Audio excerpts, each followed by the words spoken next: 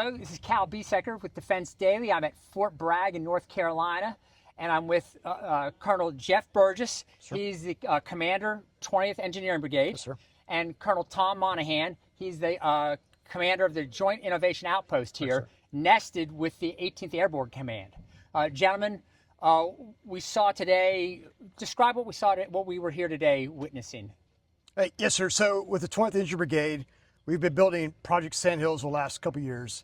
And really, our whole purpose is to solve complex problems on the battlefield. And we do that with, if you look at today's operational environment, it's more transparent than ever before. And so in order to solve that, how do we bring attritable autonomous mass towards the enemy? And so we had today was a system of systems, really. We have 4 platforms, F-250s, that are autonomous, semi-autonomous specifically. And they can drive to the enemy. They have sensors on them, so they can know what they're driving to. On top of them, they have counter-UAS platforms, and so they can shoot drones down, as you saw today. They shot drones as they approach it autonomously. And specifically on the back of that, they have various line charges, so when they come across an obstacle on their own, they can clear an obstacle to allow the maneuver force to continue to move forward. Okay, so today the Autonomy was on a semi-autonomous F-250 equipped with the Forterra company's software. What was autonomous? What's not autonomous? Yes, sir. So specifically what's not autonomous, we want to make sure there's still a human on the loop. So before we apply any lethal effects, blowing up a line charge, we want to make sure a human is to say, yes, this is a good place to go, etc.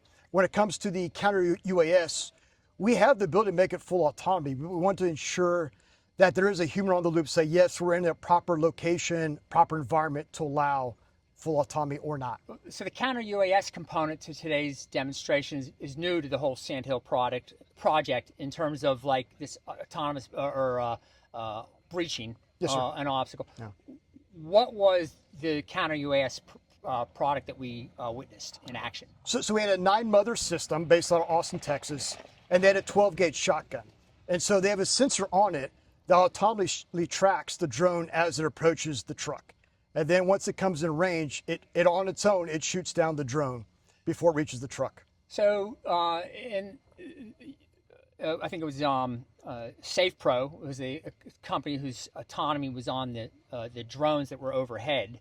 And we're here for a mine clearing breaching type of demonstration, at least for, how do you know that there are mines there? Yes, sir. So when you look at our doctrine, first I got to get intelligence of whatever I'm going towards. And so we have various drones with that SafePro AI is able to map the route. And that feedback was immediate to the truck with the Forterra, and it was able to go around the mines on its own, really. So, I mean, that company's software is being used by the Ukrainians, so I imagine it's doing a pretty good job in terms of finding, the stuff that you don't want your soldiers to run into. Yeah, correct. Yes, okay. How would you describe today's operation then? So there's both good and bad, and that the whole point is we want that feedback loop. We want to have an honest assessment of what went well, what didn't go well. And really the beauty of the project is having a host of industry partners out here with us so we get that real-time feedback and we can fix the problems to improve our adaptability. Actually, for the counter-UAS, you actually shot drones out of the air today with the shotgun from 9-mothers. They were Perennial Autonomy Bumblebee V2s, which have autonomy built in. What we've talked about, at least what the Joint Interagency Task Force 401 has been using with them for, is counter-drone, air-to-air intercept. What are you finding with the Bumblebee V2, though, as an autonomous drone platform in terms of potential other missions?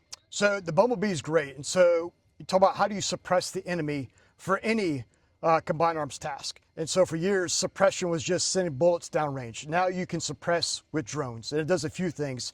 It gives the enemy a new dilemma to look at in a new dimension. It provides us that real-time intelligence picture back.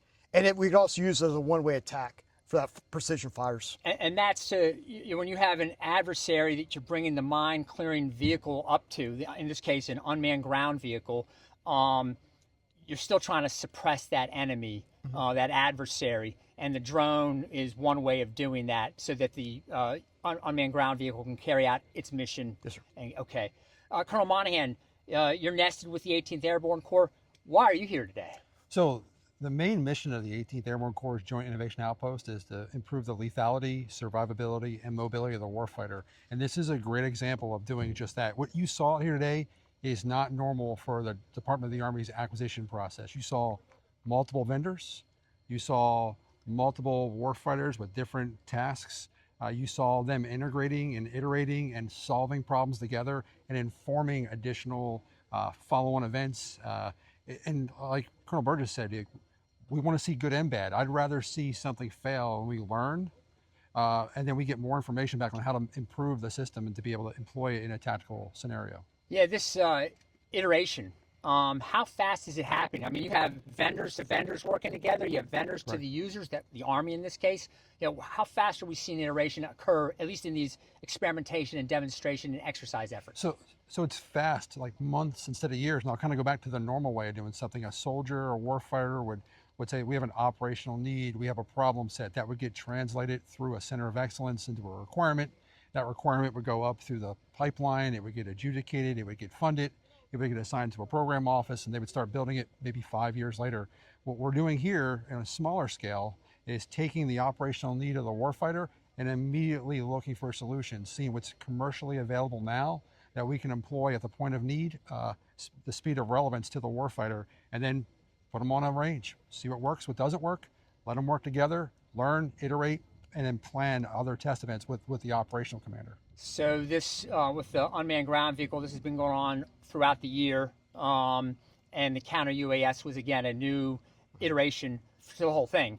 Over the next month, what's planned? And then, as I understand, come October, November, you got a major exercise in front of you. Yes, sir. So exactly, we're trying to constantly improve. So this last week was the counter UAS. This next week is about the line charge. How do we improve that? And our unmanned ground vehicles. We'll come back, we'll reset. We'll assess what went well, what went wrong. We'll work with the industry partners and ourselves to improve all these systems. So we'll come back again to the field here at Fort Bragg in September, and we'll basically do it again. And we'll continue to adapt and overcome and become better.